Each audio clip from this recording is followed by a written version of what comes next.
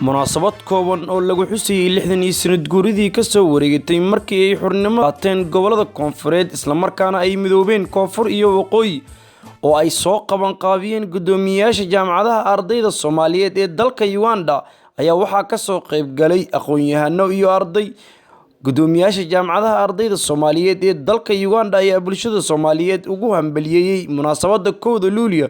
ayagoona qof walba Soomaaliyeed xasuusiyay in ay ka qayb qaataan dib u dhiska dalka waxa aad iyo aad ugu hambalyeynayaan dhammaan shacabka Soomaaliyeed maalinta xorriyadda ilaa maalmihii xorriyadda aan ku jirnay oo maanta ugu dambayso waxaan leeyahay hambalyo leeyahay waxa aad u xumaay in mataqaana dhalinyaradii kale ama wadaniyiintii kale oo Kampala joogtay aysan nagala qayb qaadin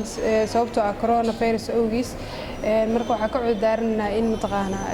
dad badan aysan nagala soo qayb galin waxa aad iyo aad u faraxsanahay in mataqaana xuseen maalintii xorriyadda magacaygu waa Axmed Bashiir Maxamuud ahna gudoomiyaha jaamacadda Clark International University maanta halkaan waxaan u nimaadnay xuska weyneynta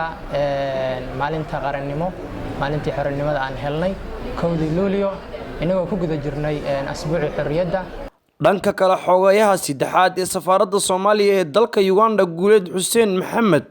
oo goobjoog ka ahaa kulankan ayaa hambalyo u diray dhammaan bulshooyinka Soomaaliyeed hambalyo ummadda Soomaaliyeed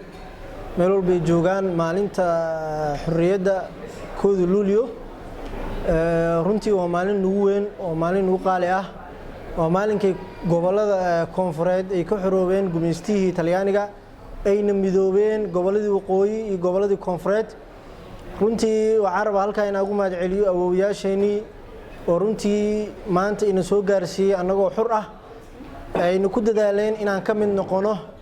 dalalka ugu horeeya ee ka xorooba gumeystaha ee qaaradda madow runtii sharaf weyn ay noo tahay saa u wada jeedin maan dawladnimadan quruxda badan aan wada harsanayno dad baa u soo halgamay sidoo kale gudoomiyaha jaaliyadda Soomaaliyeed Siid Axmed ayaa nala wadaagay dareenkiisa ku aadan munaasabada 1 Luulyo anigu ku hadlayo magaca jaaliyadda guud iyo magaceygaba Siid Axmed Sheekh Muuse Sheekh Caalim gudoomiyaha jaaliyadda Soomaaliyeed ee dalka Uganda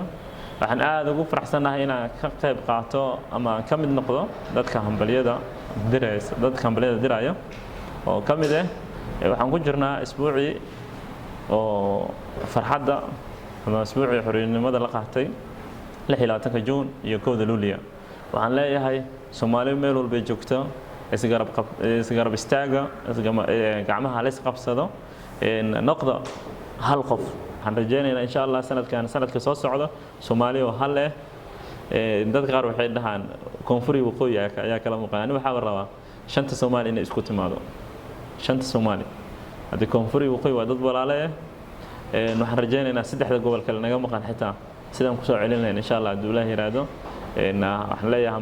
hambalyo mar labaad iyo mar saddexaadba marka laga yimaado dalkii hooye ee Soomaaliya maalmaha toddobaadka xorriyadda ayaa laga xusaa meelo badan oo caalamka ah dalka Uganda ay ku nool yihiin Soomaali isugu jirta arday iyo jaaliyadda ayaa si weyn u xusay maalinta ku weyn qulubta ummadda Soomaaliyeed ayagoo qof walba oo gurigiisa ku muujiyay weyneynta maalmaha xorriyadda dalka